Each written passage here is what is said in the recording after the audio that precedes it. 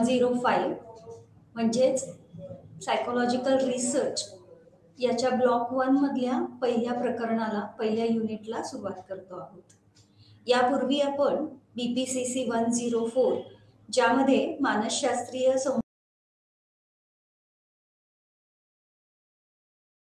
याचा आपण अभ्यास केला होता. आता या अभ्यासक्रमामध्ये किंवा या कोर्समध्ये आपण जास्त भर हा मानसशास्त्रीय संशोधनावर देणार आहोत.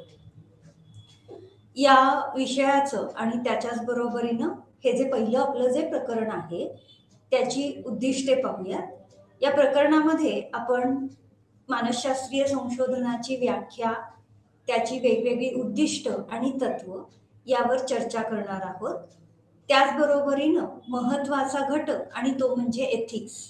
मानसशास्त्रीय संशोधन करत असताना कोणत्या कोणत्या नैतिक बाबी लक्षात घेणं आवश्यक आहे त्या देखील आपण पाहणार आहोत.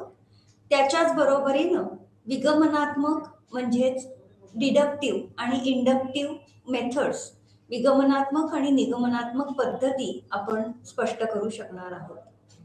एखादं संशोधन करत असताना त्याचं समस्या विधान कशा पद्धतीने मांडलं जातं, त्या आधारे गृहीतकं कशी मांडली जातात हे देखील आपण या प्रकरणामध्ये पाहूया. वर्णनात्मक संशोधन, गृहीतक चाचणी, त्याचबरोबरीनं वन टेल म्हणजेच एकपुच्छ, दोन पुच्छ अशा स्वरूपातल्या चाचण्यांचं देखील आपण वर्णन करणार आहोत.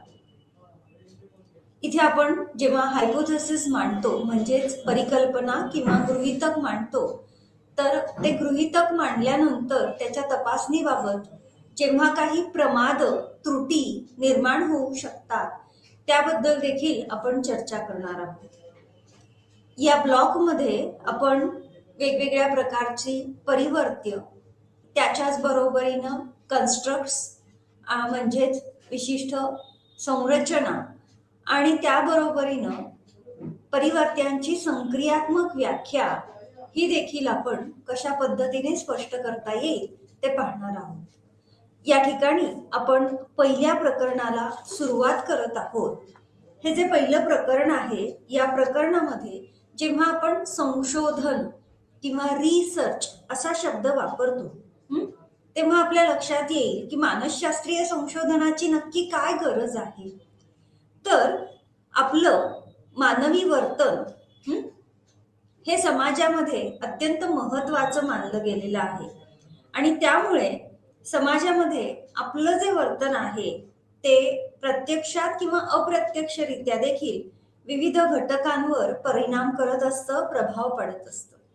उदाहरणार्थ बघा की आपण आक्रमक वर्तनाचा जेव्हा अभ्यास करायला सुरुवात करतो, आता या आक्रमक वर्तनामध्ये कशाचा समावेश होतो तर रस्त्यावरून भरधाव वेगाने वाहनं चालवण्याचं वर्तन असू देत किंवा एखाद्या व्यक्तीला धमकावण्यासारखं वर्तन असू देत, त्याच्या बरोबरीनंच आजच्या तंत्रज्ञानाच्या युगामध्ये ज्याला सायबर बुलिंग असंही म्हणतात, असं इंटरनेटच्या माध्यमातून विविध पद्धतीने धमकी देण्यासारखं जे वर्तन आहे, त्याचबरोबरीनं खूप जास्त प्रमाणामध्ये समाज माध्यमांचा म्हणजेच अगदी व्हॉट्सअप, इंस्टाग्राम यासारखी जी सोशल मीडिया आहे त्याचा वापर करणं, त्याचप्रमाणे आंतरवैयक्तिक संबंधांमध्ये आपण ज्या आंतरक्रिया करतो त्यामध्ये योग्य पद्धतीच्या आंतरक्रिया किंवा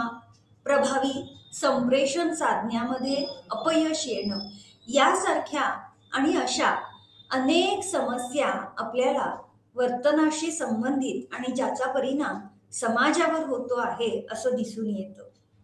त्यामुळे आपल्याला मानसशास्त्रीय संशोधनामध्ये या ज्या वेगवेगळ्या समस्या आहेत त्या समस्यांना कारणीभूत घटक हे तर शोधून काढताच येतात, त्याच्याच बरोबरीनं समस्या तर निर्माण झालेल्या आहेत, मग त्या निर्माण होऊ नयेत आणि ज्या झाल्या आहेत त्याबद्दल कोणत्या स्वरूपातली अंतर्निरसनात्मक पद्धती वापरता येईल याबद्दल संशोधनाचा भर विशेषतः आहे.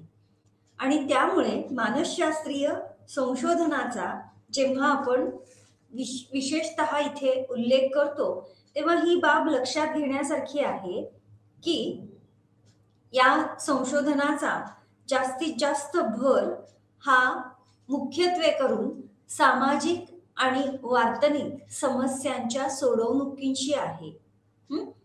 त्यामुळे या आपल्या पहिल्या प्रकरणामध्ये आपण संशोधन करत असताना किंवा वार्तनिक संशोधनाशी संबंधित काही मूलभूत संकल्पना समजून घेणार आहोत.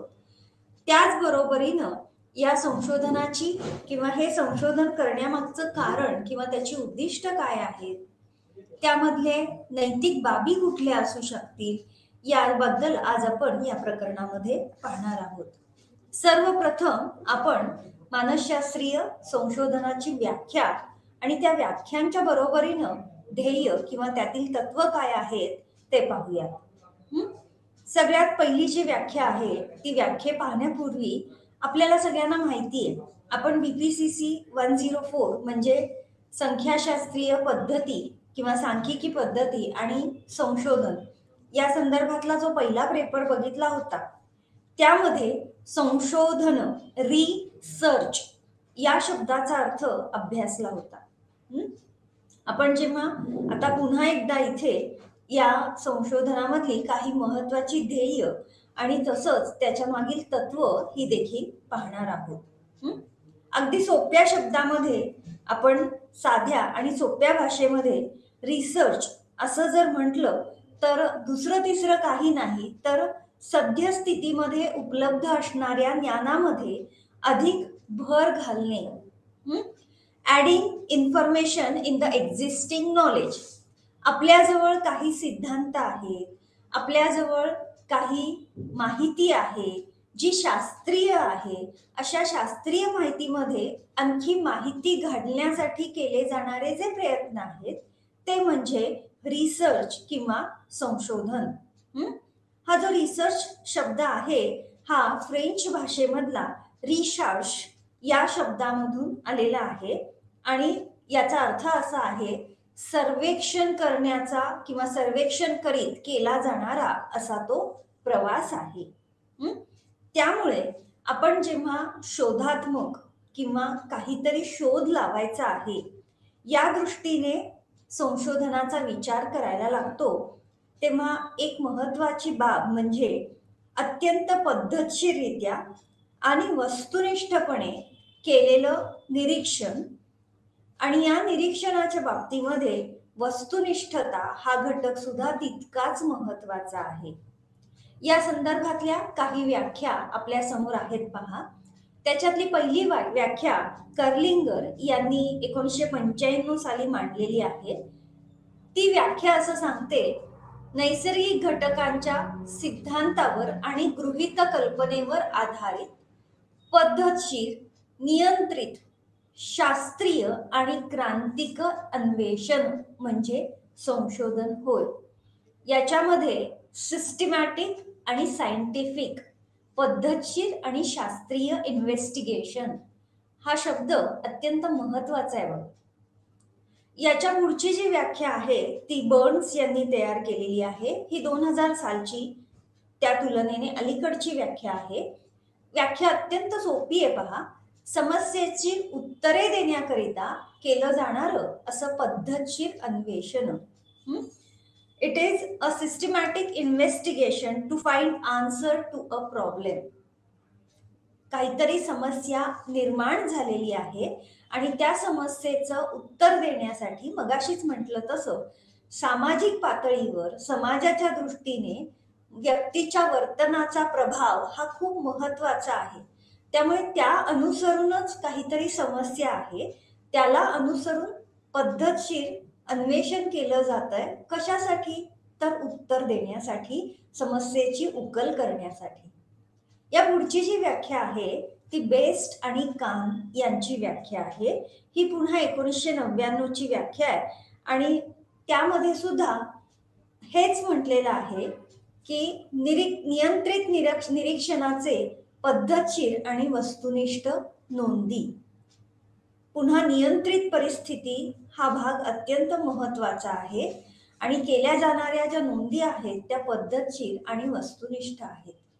या नोंदीच्या मदतीने काय होतं तर वेगवेगळे सिद्धांत मांडले जातात.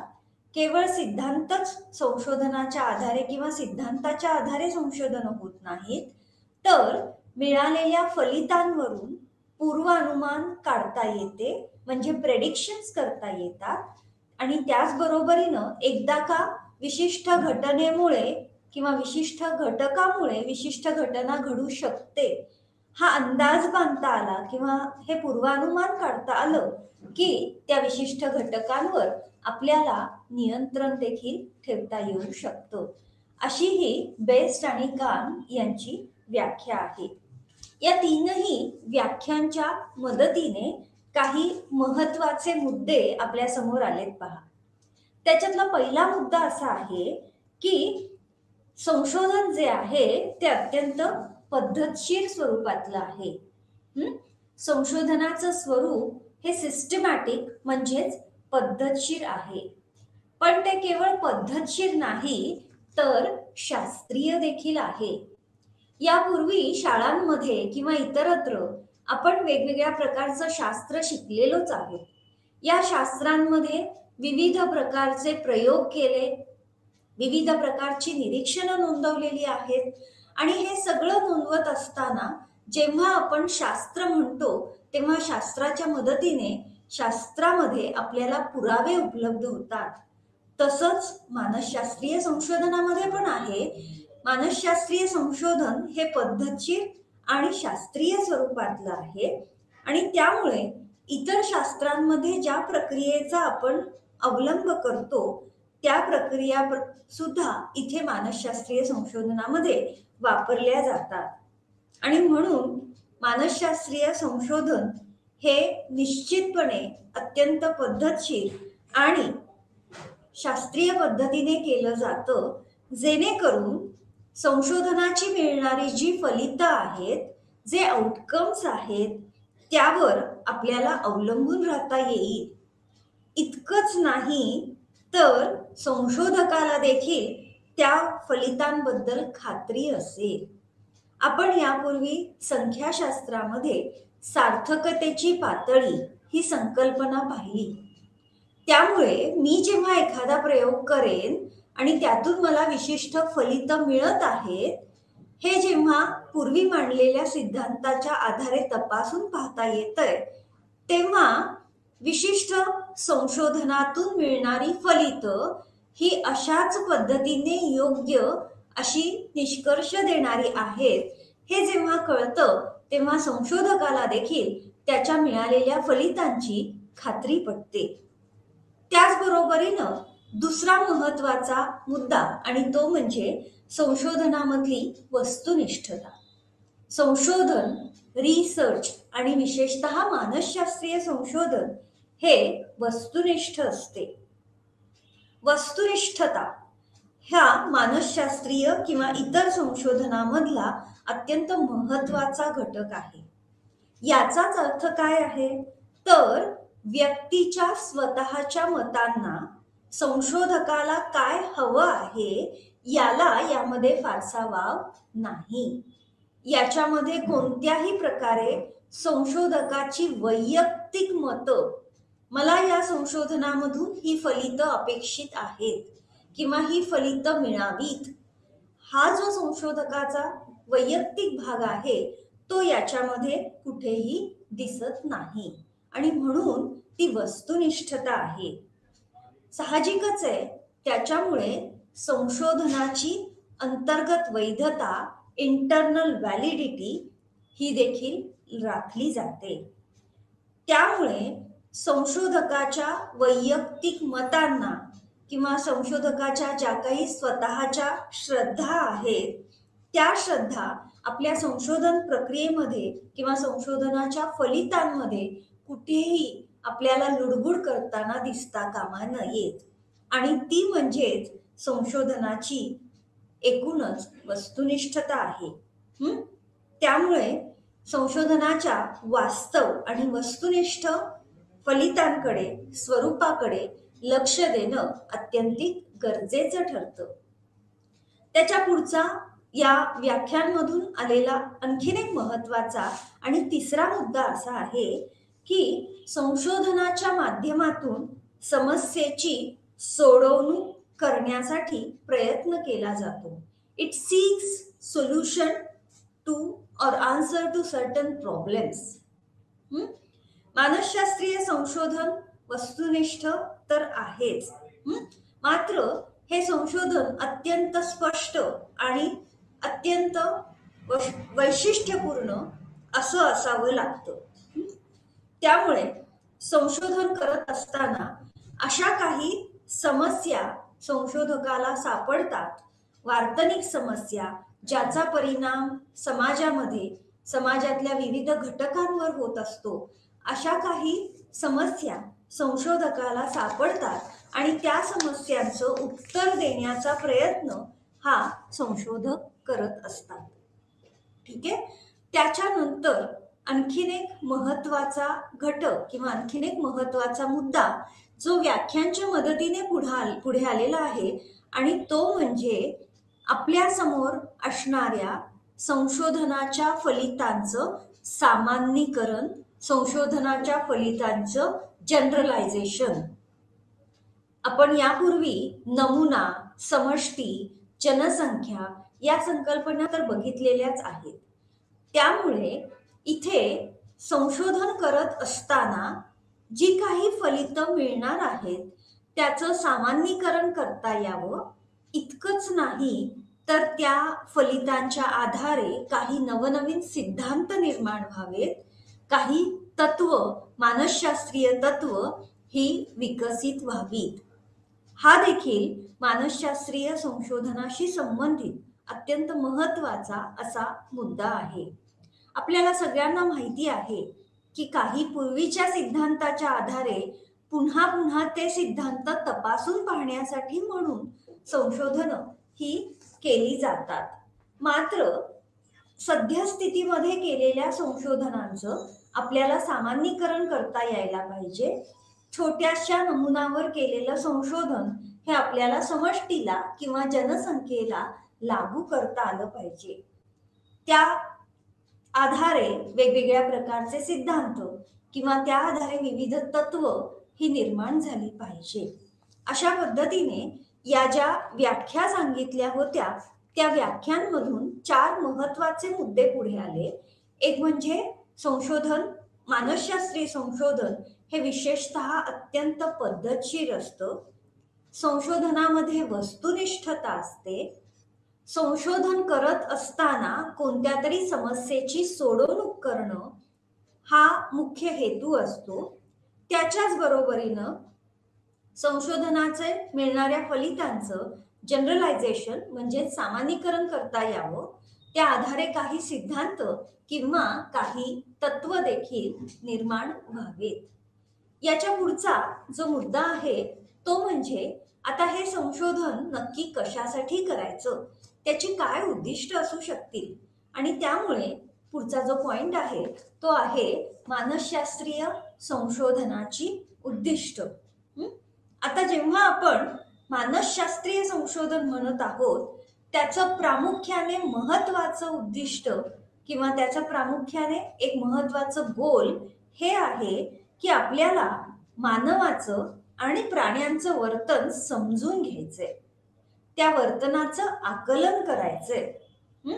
आणि त्यामुळे जेव्हा जेव्हा संशोधनं केली जातात तेव्हा ती संशोधनं एक संपूर्ण समाज म्हणून किंवा एक व्यक्ती म्हणून त्या त्या घटकासाठी कसं उपयुक्त ठरेल या दृष्टीने प्रयत्न केले जातात. उदाहरणार्थ तरुणांमधील आक्रमक वर्तन याचा अभ्यास करत असताना किंवा हे आक्रमक वर्तन का घडत आहे हे समजून घेत असताना आपल्याला त्याच्याच मदतीने या आक्रमक वर्तनावर मात करण्यासाठी वेगवेगळ्या इंटरव्हेन्शन स्ट्रॅटेजीज म्हणजे अंतर्निरसनात्मक पद्धती या देखील विकसित करता येऊ शकतील. या उदाहरणाला अनुसरूनच संशोधनाची काही महत्वपूर्ण अशी उद्दिष्ट आहेत पहा. त्याच्यातलं पहिलं उद्दिष्ट आहे वर्णन करणे. आता वर्णन करणे हे संशोधनाचं, मानसशास्त्रीय संशोधनाचं एक मुख्य असं उद्दिष्ट ठरतं. त्यामुळे वर्तनाचं पद्धतशीररित्या वर्णन करणं हे या उद्दिष्टामध्ये येतं. विशिष्ट वर्तन जे आहे ते कोणत्या परिस्थितीमध्ये, कोठे, त्याचबरोबरीनं कोणाबरोबर आणि केव्हा घडत आहे याचं अत्यंत पद्धतशीररित्या वर्णन केलं जाणं आवश्यक आहे. आणि त्यामुळे आपल्याला जेव्हा एखादा विशिष्ट मुद्दा किंवा एखादी घटना जी आहे त्या घटनेचं योग्य पद्धतीने मांडणी करता येते. या ठिकाणी एक अत्यंत महत्वाचं असं उदाहरण आहे पहा. जे काही कर्मचारी आहेत, विशेषतः कारखान्यांमध्ये काम करणारे असे काही कर्मचारी आहेत आणि त्या कर्मचाऱ्यांचं सुरक्षितते संबंधितलं वर्तन जे आहे त्या वर्तनाचं निरीक्षण करून त्याचं वर्णन केलं जातंय. म्हणजेच प्रत्यक्षात सुरक्षितते संबंधित वर्तन हे कुठे घडतंय तर कर्मचारी ज्या ठिकाणी कारखान्यामध्ये काम करत आहेत ते. आणि मग त्याचं निरीक्षणाच्या आधारे स्पष्टीकरण हे देखील दिलं जातं. आणि त्यामुळे पुढचा जो मुद्दा आहे पहा तो म्हणजे स्पष्टीकरण, एक्सप्लेनेशन. या स्पष्टीकरणामध्ये प्रामुख्याने ज्या परिस्थितीमध्ये विशिष्ट वर्तन घडत आहे त्यावर भर दिला जातो. उदाहरणार्थ आत्ताच जे कामगारांच्या सुरक्षिततेबद्दल किंवा सुरक्षितते संबंधित वर्तनाचं आपण उदाहरण बघितलं तेव्हा एक महत्वाची गोष्ट की संघटनेमध्ये कारखान्याच्या ठिकाणी जे कामगार आहेत ते सुरक्षितते संबंधित साधनांचा वापर करत आहेत का, आणि त्या आधारे आपल्याला वापर करत असतील तर त्याच्या मागचं कारण काय आहे आणि नसतील करत तर त्यामागील कारण काय असू शकेल हे स्पष्टीकरण हे दुसरं उद्दिष्ट साध्य करता येऊ शकेल. त्यानंतर तिसरं आणि अत्यंत महत्वाचं उद्दिष्ट आहे पूर्वानुमान मांडणे किंवा अंदाज बांधणे, प्रेडिक्शन. संशोधनाचं हे तिसरं उद्दिष्ट आहे. याच्यामध्ये पुन्हा पूर्वी झालेल्या संशोधनाच्या आधारे आपण काही पूर्वानुमान काढू शकतो आणि त्याच्याच बरोबरीनं एका विशिष्ट घटकाशी दुसरा कुठला घटक संबंधित असू शकतो. यापूर्वी आपण सहसंबंधात्मक पद्धती अभ्यासलेल्या आहेत. त्यालाच अनुसरून एका घटकाशी दुसरी कोणता घटक संबंधित असू शकतो हे देखील आपल्याला पूर्वानुमानामध्ये शोधून काढता येऊ शकतं.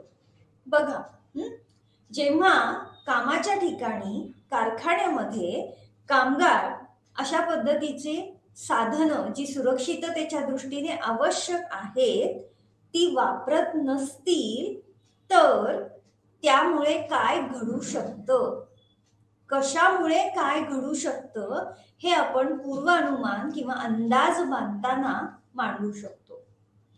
यावरच आधारित पुढचं उद्दिष्ट आहे आणि ते म्हणजे कंट्रोल किंवा नियंत्रण. वस्तुनिष्ठ संशोधनामध्ये हा अत्यंत महत्वाचं उद्दिष्ट आहे की योग्य अंतरनिरसनांच्या माध्यमातून आत्ताचं जे वर्तन आहे, प्रत्यक्षात जे घडणारं वर्तन आहे त्या वर्तनावर नियंत्रण प्रस्थापित करणं. याच्या संदर्भामध्ये दैनंदिन जीवनातलं एक उदाहरण या ठिकाणी द्यावंसं वाटेल. रस्त्यावरून जाताना अनेक ठिकाणी अपघातप्रवण असे काही क्षेत्र असतात. म्हणजे अगदी हायवेवरून वगैरे सुद्धा जात असताना ऍक्सिडेंट प्रोन झोन्स असं बऱ्याच ठिकाणी बोर्ड्स लावलेले असतात की तिथे यापूर्वी अनेक वेळा अपघात घडलेले आहेत. मात्र केवळ अंतर्निरसनाच्या पातळीवर विचार करता केवळ वेगावर नियंत्रण ठेवा किंवा या भागामध्ये अपघात जास्त होतात ही सूचना देऊन पुरेशी नसते. तर त्याच्याऐवजी काही ठिकाणी अशा स्वरूपातले बोर्ड्स वाचायला मिळतात. वाहनं सावकाश चालवा, तुमची कोणीतरी घरी वाट पाहत आहे.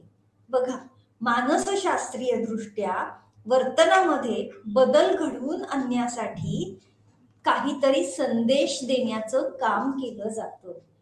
वाहन जोरात चालवू नका असा जर नकारात्मक संदेश दिला तर त्याचा फारसा परिणाम हा दिसून येत नाही.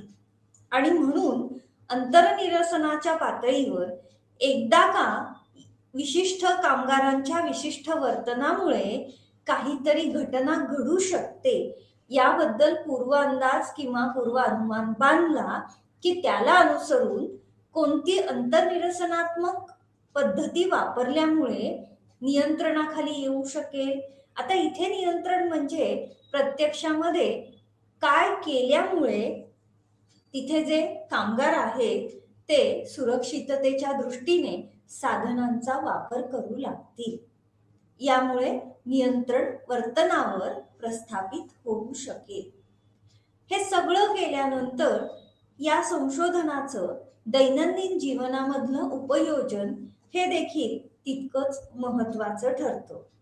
आपण संशोधनाच्या आधारे जी काही अनुमानं काढणार आहोत त्या अनुमानांचं आपल्याला दैनंदिन जीवनात उपयोजित किंवा उपयोजन करून समस्या सोडवण्याच्या दृष्टीने आणि त्याचबरोबर निर्णय घेण्याच्या दृष्टीने कसा वापर करता येईल हे शेवटचं उद्दिष्ट संशोधनाचं जे उपयोजनाशी संबंधित आहे. अशा पद्धतीने मानसशास्त्रीय संशोधनाची ही काहीच उद्दिष्टे इथे नमूद केलेली आहेत. म्हणजेच एकूणच वर्णन करणं, प्रत्यक्ष घटना कोणत्या परिस्थितीमध्ये केव्हा का घडत आहे हे वर्णन आहे. त्यामागे असणाऱ्या कारणांचं स्पष्टीकरण केलं जातं. त्यामुळे काय काय घडू शकतं याच्याबद्दल पूर्वांदाज किंवा अनुमान काढलं जातं, पूर्व अनुमान काढलं जातं, प्रेडिक्शन्स केली जातात. एकदा का प्रेडिक्शन केलं, कारण आपल्याला सगळ्यांना माहिती आहे, समजा बाहेर पाऊस पडणार आहे असं कोणीतरी आपल्याला इन्फॉर्म करतं किंवा आपलं जे हवामान खातं आहे त्याकडून सतत बातम्यांमध्ये आज जोराची पर्जन्यवृष्टी होण्याची शक्यता आहे. मग आपण जेव्हा घरातून बाहेर पडणार असतो या अनुमानाच्या आधारे निश्चितपणे छत्री घेऊन बाहेर पडतो की ज्यामुळे आपण भिजणार नाही. तसंच सेफ्टी डिव्हाइसेस किंवा सुरक्षितते संबंधित साधनांचा वापर न केल्यामुळे कदाचित भविष्यामध्ये मोठा अपघात होऊ शकतो हा पूर्वांदाज बांधलेला आहे, हे प्रेडिक्शन केलेलं आहे. मग आता हे घडायचं नसेल तर काय केलं पाहिजे? तर कामगारांना विशिष्ट पद्धतीने आयदर समुपदेशन किंवा इतर माध्यमातून हे सांगणं आवश्यक आहे की जेणेकरून अंतर्निरसनाच्या माध्यमातून त्यांच्या वर्तनावर नियंत्रण येईल, म्हणजे प्रत्यक्षात ते सेफ्टी डिव्हाइसेस वापरायला सुरुवात करतील. हे सगळं संशोधनाच्या माध्यमातून घडल्यानंतर संशोधनातून मिळणारी जी फलितं आहेत त्या फलितांचा दैनंदिन समस्या आणि डिसिजन मेकिंग मध्ये निर्णयासाठी वापर करता येऊ शकेल.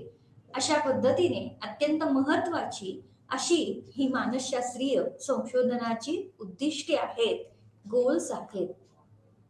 आता एकदा का मानसशास्त्रीय संशोधन करायला सुरुवात केली की या संशोधनाचे काही मूलभूत गुणधर्म सुद्धा आहेत. सगळ्यात सुरुवातीला तर आपण हे बघितलेलंच होतं की हे जे मानसशास्त्रीय संशोधन हे आपण शास्त्रीय आणि पद्धतशीर आहे असं जेव्हा म्हणतो तेव्हा निश्चितपणे त्याचे काही महत्वाचे गुणधर्म सुद्धा आहेत. कारण शास्त्र म्हटलं की पुरावे हे आहेच. मानसशास्त्रीय संशोधनाच्या गुणधर्मांमध्ये आपल्याला एकतर महत्वाचं म्हणजे या संशोधनात पुनर्पडताळणी करता येते. म्हणजे एकदा प्रयोग केला किंवा एकदा संशोधन केलं की त्या संशोधनाची फलिते आपल्याला पुन्हा पुन्हा तपासून पाहता येतात. आणि म्हणून मानसशास्त्रीय संशोधनाच्या माध्यमातून मिळालेली जी फलितं आहेत ती यथार्थ आहेत किंवा नाहीत, याबरोबरीनच त्या फलितांची आपल्याला पुन्हा तपासणी देखील करता येते.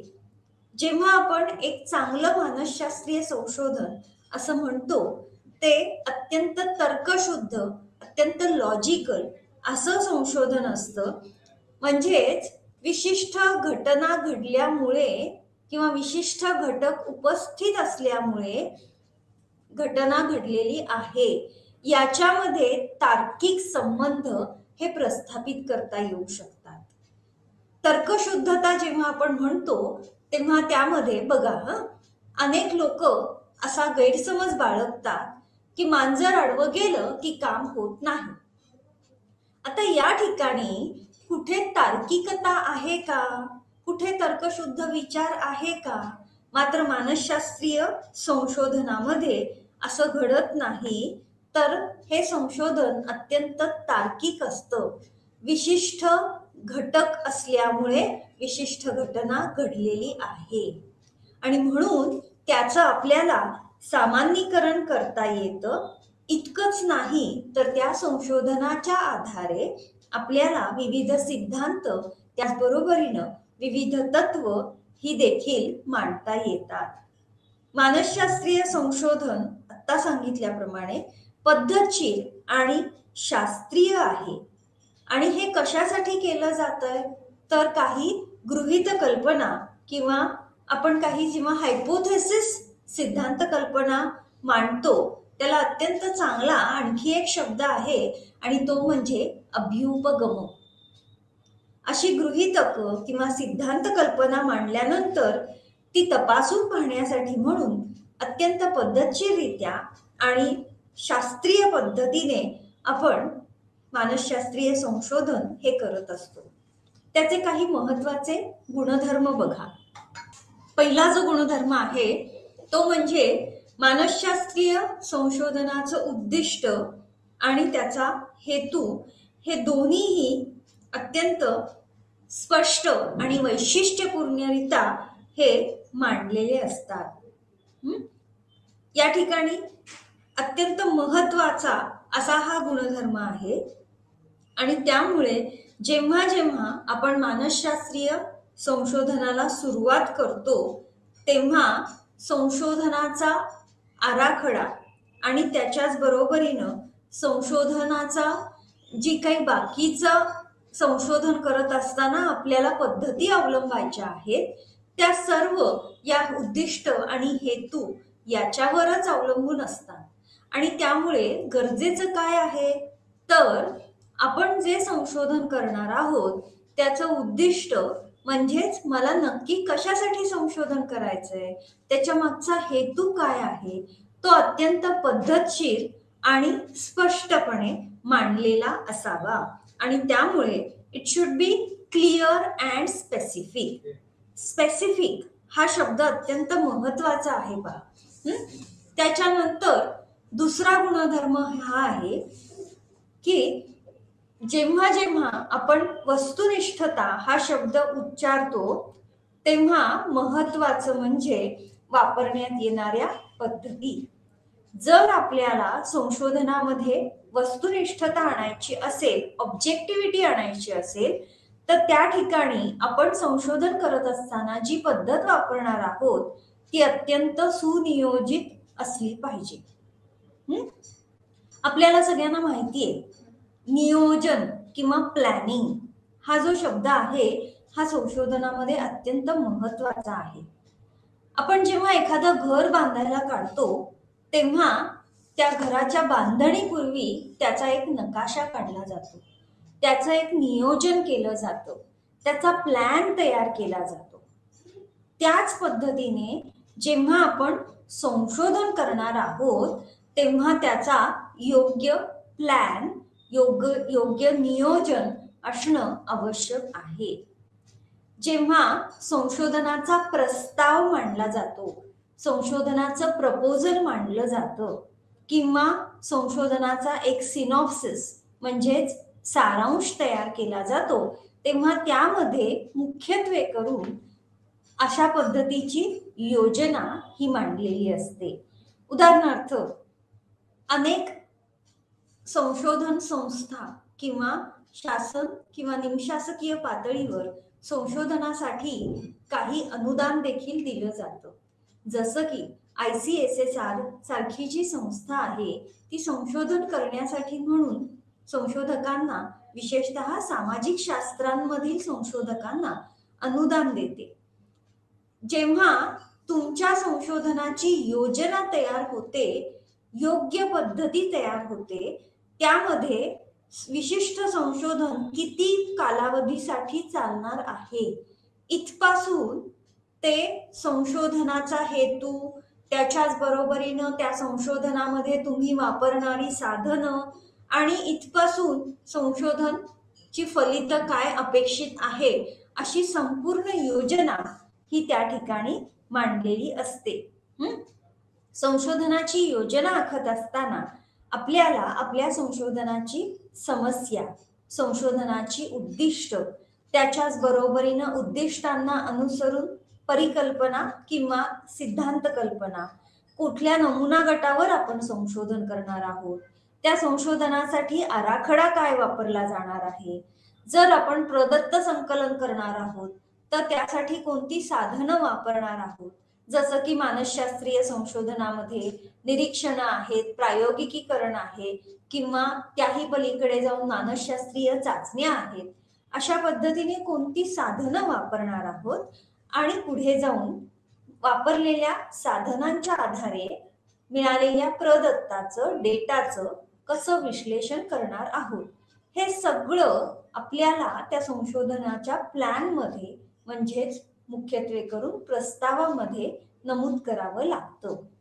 त्याच्यानंतर आपण संशोधनासाठी जो विषय निवडलेला आहे, संशोधनाचं जे उद्दिष्ट आहे त्याला अनुसरून आपला संशोधन आराखडा म्हणजेच रिसर्च डिझाईन तयार व्हायला पाहिजे.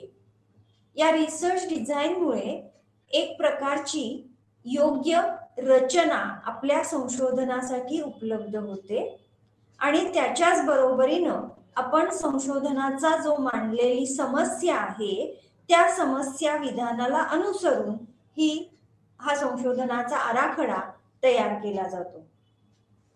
परिणामतः कोणतंही संशोधन करत असताना आपल्याला योग्य अशा प्रकारच्या संशोधन आराखड्याची गरज असते, ज्यामुळे तुमच्या संशोधनाची अंतर्गत यथार्थता ही वाढणार आहे. यथार्थता म्हणजेच काय, तर पुन्हा तेच संशोधन पुन्हा केल्यानंतर किंवा विशेषतः संशोधनाचा हेतू साध्य होण्यासाठी आपल्याला या आराखड्याचा म्हणजेच रिसर्च डिझाईनची मदत होते. त्याच्यानंतर संशोधनाच्या संदर्भातला चौथा जो गुणधर्म आहे तो म्हणजे योग्य साधनांचा वापर करून प्रदत्त विश्लेषण करणे. आता मानसशास्त्रीय संशोधन हे गुणात्मक सुद्धा असू शकतं आणि संख्यात्मक सुद्धा असू शकतं. त्यामुळे प्रदत्त विश्लेषण म्हणजेच डेटा अनालिसिस करण्यासाठी योग्य संख्याशास्त्रीय पद्धतींचा अवलंब करता आला पाहिजे आणि हा अवलंब करत असताना आपण संशोधनाची मांडलेली उद्दिष्ट आणि त्याच्याच बरोबरीनं जो काही हेतू आहे तो हेतू देखील नजरेसमोर ठेवून योग्य पद्धतीने आपल्याला प्रदत्त विश्लेषण हे करता यायला पाहिजे. या पद्धतीने काही मानसशास्त्रीय संशोधनामधले ही महत्वाचे गुणधर्म आहेत. These are the characteristics of psychological researches. आता यानंतर प्रत्यक्षामध्ये जेव्हा आपण संशोधनाला सुरुवात करतो तेव्हा आपण कोणकोणते टप्पे फॉलो करतो ते आपण पाहणार आहोत. संशोधन करत असताना किंवा रिसर्च प्रोसेस मध्ये काही महत्वाचे टप्पे आहेत पहा. त्याच्यातला पहिला जो टप्पा आहे तो अत्यंत महत्वाचा आहे आणि तो म्हणजे संशोधनाच्या संदर्भात एक विषय किंवा कल्पना विकसित करणे. यामध्ये महत्त्वपूर्णरित्या आपल्याला ज्या विषयाला अनुसरून संशोधन करायचं आहे त्या विषयाचं आपल्याला सखोल अशा पद्धतीने एक प्रकारचा परामर्श हा घ्यावा लागतो. यापूर्वी झालेल्या संशोधनांचा आढावा घ्यावा लागतो आणि म्हणून संशोधन कल्पना विकसित करत असताना एकतर महत्वाचं म्हणजे आपल्या विषयाला अनुसरून यापूर्वी ज्या तज्ज्ञांनी काम केलेलं आहे त्या महत्वाच्या कामांचा आढावा घेणं, म्हणजेच रिव्ह्यू ऑफ रिसर्च, संशोधनाचा आढावा घेणं. त्याच्याच बरोबरीनं काही विशिष्ट विषयाशी संबंधित असणाऱ्या तज्ज्ञ व्यक्तींबरोबर अंतरक्रिया करणं, की जेणेकरून मला नक्की कशावर अभ्यास करायचा आहे, मला नक्की कशावर संशोधन करायचं आहे हे अधिक स्पष्ट व्हायला मदत होईल. यासाठी संशोधन आढावा, रिसर्चची रिव्ह्यू हा अत्यंत त्याच्यातला महत्वाचा भाग आहे. यापूर्वी झालेल्या संशोधनाच्या साहित्याचा मला पुन्हा पुन्हा आढावा घेणं अत्यंत महत्वाचं वाटलं पाहिजे. त्यामुळे आपल्याला संशोधनासाठी जी समस्या घ्यायची आहे त्याबद्दल अधिक स्पष्टता येते.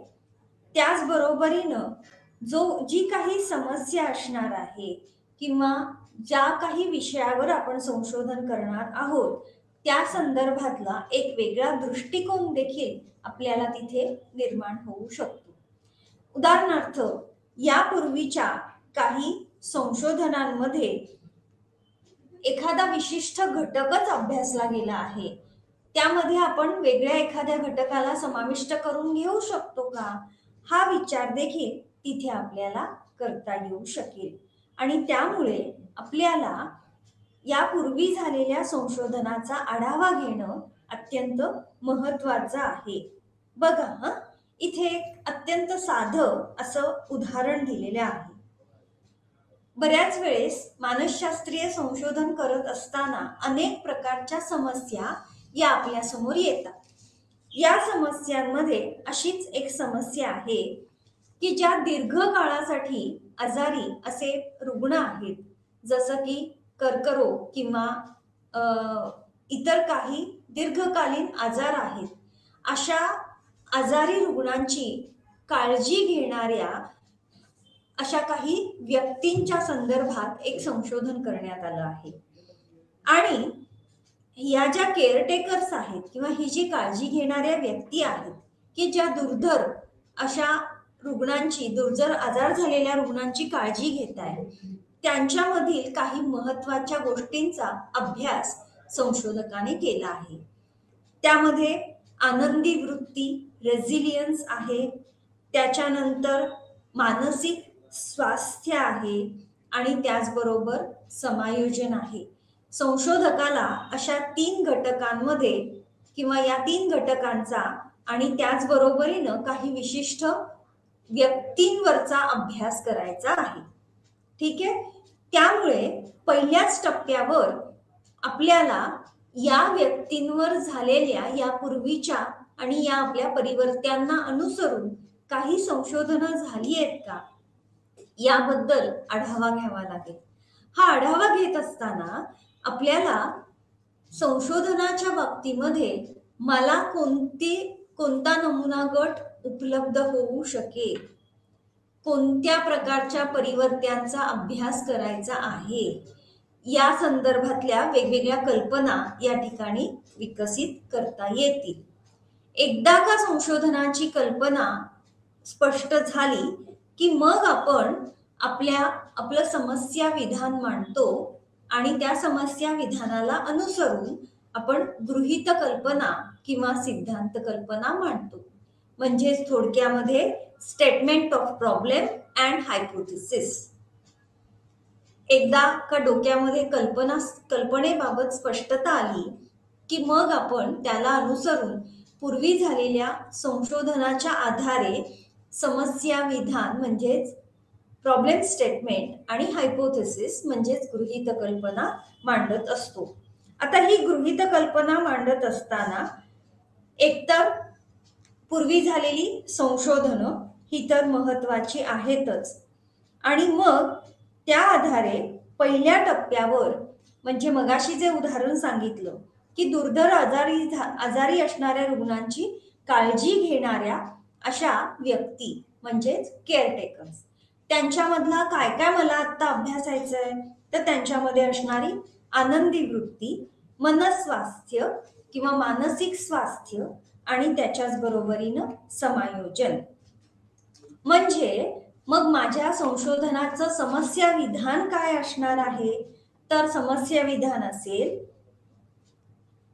दुर्धर आजार असणाऱ्या रुग्णांची काळजी घेणाऱ्या किंवा केअरटेकर्स जी आहेत त्यांच्या आनंदी वृत्ती, मानसिक स्वास्थ्य आणि समायोजनाचा अभ्यास करणे, हे माझं समस्या विधान असणार आहे.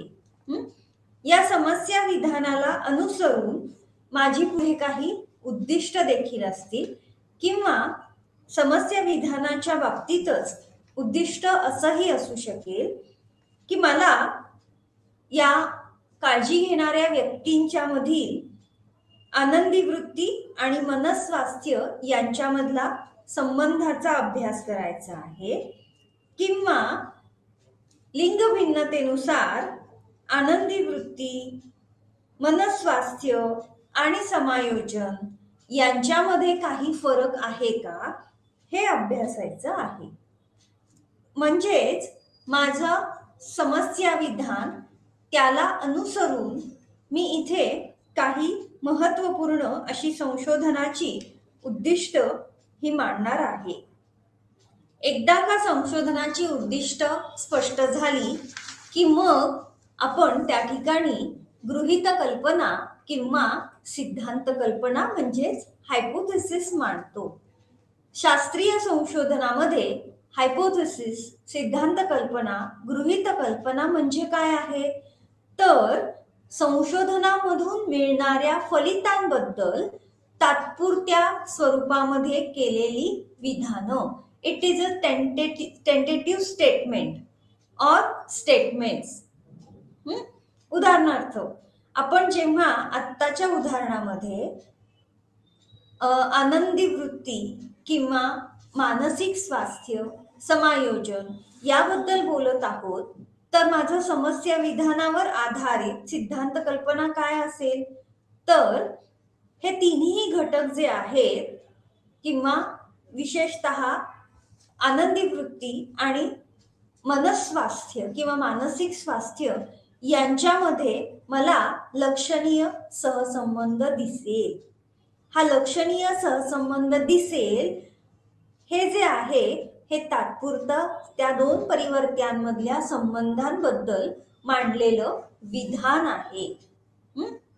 आणि म्हणून अशाच बद्दल आणखीन एक हायपोथेसिस किंवा मगाशच्या उद्दिष्टाला अनुसरून आणखी एक सिद्धांत कल्पना अशीही असू शकेल की आनंदी वृत्ती आता पुन्हा आपल्याला कोणामधला बघायचा आहे, तर जे केअरटेकर्स आहेत, ज्या काळजी घेणाऱ्या व्यक्ती आहेत, दीर्घकालीन किंवा दुर्धर आजारग्रस्त रुग्णांची काळजी घेणाऱ्या व्यक्ती, त्यांच्या बाबतीमध्ये आनंदी वृत्तीच्या संदर्भात लिंग भिन्नता आढळेल.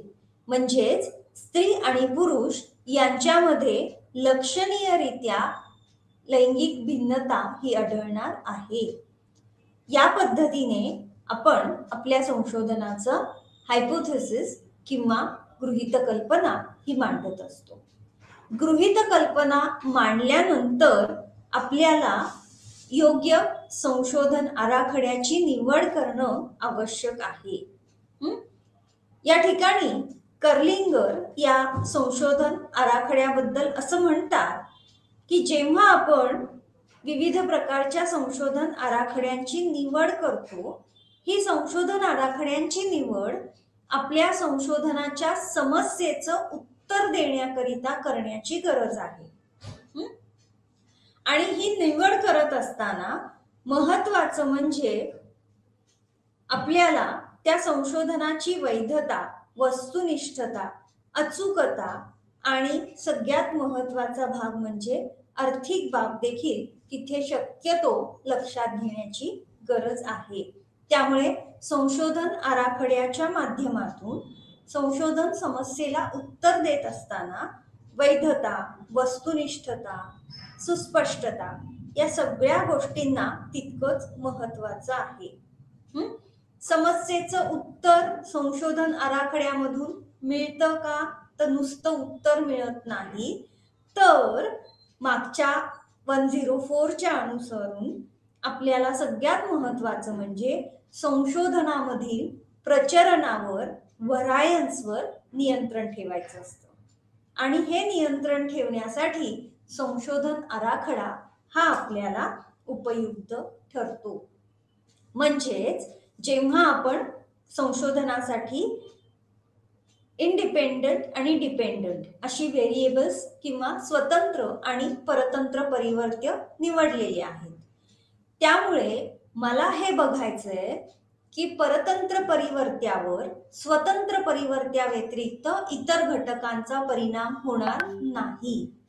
म्हणजेच माझ्या संशोधनाची फलितं ही कशी वैध आहेत याचा पुरावा देण्यासाठी संशोधनातल्या प्रचरणावर नियंत्रण ठेवणं गरजेचं आहे.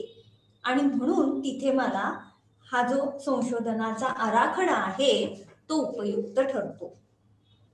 या संशोधनाच्या आराखड्याच्या बाबतीमध्ये सगळ्यात महत्वाचं म्हणजे प्रचलन तर नियंत्रणाखाली राहणारच आहे, पण त्याच्याच बरोबरीनं आपल्याला प्रमाद प्रचरणाचं प्रमाण हे देखील कमीत कमी ठेवता येणं गरजेचं आहे.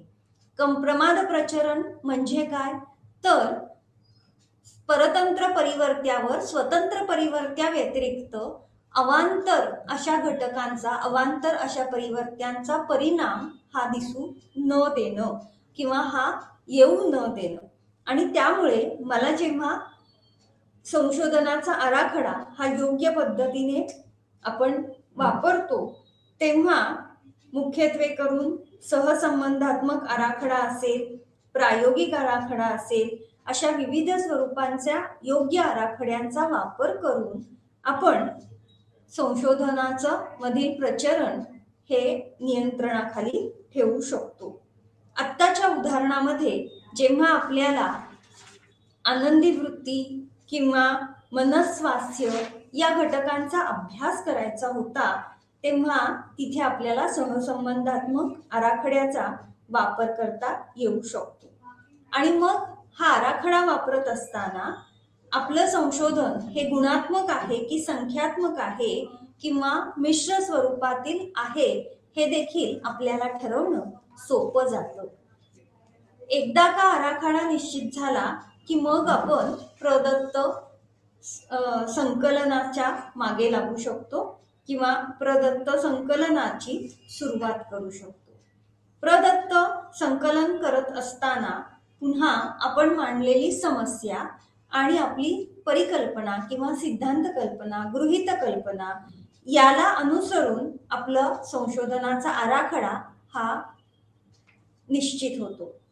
रिसर्च डिझाईन हे निश्चित होतं. आणि म्हणून जेव्हा आपण कोणत्या जनसंख्येचा अभ्यास करणार आहोत आणि मग त्या जनसंख्येमधला नमुना कसा घेणार आहोत, नमुना निवडीबद्दल काहीशी चर्चा यापूर्वी आपण केली होती. त्यामुळे आत्ता सद्यस्थितीमध्ये, आत्ताच्या उदाहरणामध्ये माझी जनसंख्या किंवा समष्टी पॉप्युलेशन कोण असणार आहे? तर मुख्यत्वे करून दुर्धर आजारी असणाऱ्या रुग्णांची काळजी घेणाऱ्या व्यक्ती. जेव्हा आता मला या जनसंख्येमधून, या समष्टीमधून नमुना निवडायचा आहे, नमुना चयन करायचा आहे, तेव्हा तिथे काही वेगवेगळ्या पद्धती वापरल्या जातात. त्या नमुना चयन पद्धतीमध्ये एकतर विशेषतः प्रॉबेबिलिटी सॅम्पलिंग आणि नॉन प्रॉबेबिलिटी सॅम्पलिंग ह्या दोन प्रकार हे अत्यंत महत्वाचे आहेत. मग आता जेव्हा आपण प्रॉबेबिलिटी सॅम्पलिंगचा विचार करायला लागतो नमुना चयनामध्ये. आपल्याला जेव्हा या प्रॉबेबिलिटी सॅम्पलिंगचा विचार करावा लागतो तेव्हा जनसंख्येमधील समष्टीमधील जवळजवळ प्रत्येक व्यक्तीला नमुन्यामध्ये समाविष्ट होण्याची समान संधी उपलब्ध असते. त्यामुळे अशा पद्धतीने हा जो प्रॉबेबिलिटी सॅम्पलिंग मेथड आहे त्यामध्ये असं गृहीत धरलं जातं की निवडलेला नमुना हा समष्टीचं योग्य प्रतिनिधित्व करणारा आहे. बघा, जेव्हा आपण या संभाव्यता नमुना चयनाची विचार करत आहोत, संभाव्यता म्हणजे प्रॉबेबिलिटी, म्हणजेच आपल्याला लोकसंख्येमधल्या, पॉप्युलेशन मधल्या, समष्टीमधल्या प्रत्येक व्यक्तीला निवडलं जाण्याची समान संधी जेव्हा मिळते, समान संधी जेव्हा उपलब्ध होते, तेव्हा हा संभाव्यता नमुना चयन पद्धती ही वापरली जाते. उदाहरणार्थ, माझ्या संशोधनासाठी घेतलेलं समष्टी पॉप्युलेशन जे आहे ते इयत्ता 9वीतले विद्यार्थी आहेत. आता या इयत्ता 9वीतल्या विद्यार्थ्यांपैकी प्रत्येक विद्यार्थ्याला इक्वल चान्स असणार आहे, समान संधी असणार आहे की ते संशोधनामध्ये सहभागी होतील. आणि म्हणून संभाव्यता नमुना चयन पद्धती ही अत्यंत महत्वाची मानलेली आहे.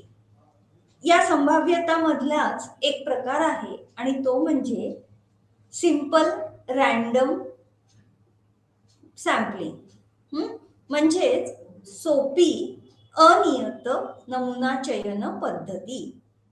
आता ही सिंपल रॅन्डम सॅम्पलिंग काय आहे, तर समष्टीमधून अनियत पद्धतीने, जसं की लॉटरी पद्धत आहे, अनियत पद्धतीने नमुना हा निवडला जातो.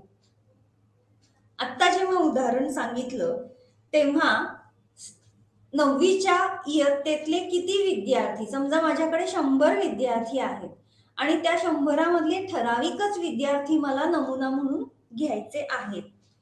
त्यामुळे तिथे थोडक्यात काय आहे, तर एका बाउलमध्ये चिठ्ठ्या ठेवल्या जाऊ शकतात. विद्यार्थ्यांच्या नावाच्या किंवा त्यांच्या आसन क्रमांकानुसार चिठ्ठ्या ठेवल्या जाऊ शकतात आणि समजा मला त्या 100मधल्या फक्त 10 चिठ्ठ्या घ्यायच्या आहेत. त्यामुळे या सोप्या अनियत पद्धतीमध्ये मूलतः केवळ 100तल्या 10 चिठ्ठ्या उचलल्या जातील. म्हणजेच हे लॉटरी पद्धतीप्रमाणेच आहे की ज्या ठिकाणी संधी प्रत्येकाला समान आहे, मात्र अनियत पद्धतीने त्यापैकी फक्त 10 चिठ्ठ्या उचलल्या जाणार आहेत. अशा पद्धतीने तो 10 व्यक्तींचा समूह हा माझा त्या 100च्या समष्टीमधला, समष्टी म्हणजे जनसंख्येमधला छोटासा नमुना असणार आहे. इथपर्यंत लक्षात आलं? आपण जेव्हा संशोधन प्रक्रियेला सुरुवात केली तेव्हा या ठिकाणी तथ्य संकलनापर्यंत किंवा प्रदत्त संकलनापर्यंत जेव्हा पोचलो आहोत तेव्हा त्यामध्ये एकतर आपण संशोधनाची कल्पना कशी विकसित करता येईल, त्या कल्पनेला अनुसरून आपल्याला समस्या विधान म्हणजेच स्टेटमेंट ऑफ प्रॉब्लेम मांडून गृहीत कल्पना किंवा सिद्धांत कल्पना कशी मांडता येते, त्यानंतर सिद्धांत कल्पनेला अनुसरून संशोधन आराखड्याची योग्य निवड कशी गरजेची आहे, जेणेकरून संशोधनावरच्या प्रचरणामध्ये, संशोधनाच्या प्रचरणामध्ये नियंत्रण ठेवता येईल, त्याचबरोबर प्रमाद प्रचरण किमान ठेवता येईल, या दृष्टीने संशोधन आराखड्याची गरज आपण पाहिली. आणि हे सगळं करत असताना जेव्हा आपल्याला प्रदत्त संकलन म्हणजे डेटा कलेक्शन करायचं आहे तेव्हा आपल्याला नमुना चयन पद्धती कोणत्या वापरता येऊ शकतील, त्याच्यातल्या आजच्या तासाला आपण संभाव्यता नमुना चयनामधली एकच पद्धत चर्चिली आहे या ठिकाणी, आणि ती म्हणजे साधी किंवा अत्यंत साधी अनियत नमुना चयन पद्धती. आपण पुढच्या तासाला पुढील भाग पाहूया. थँक्यू.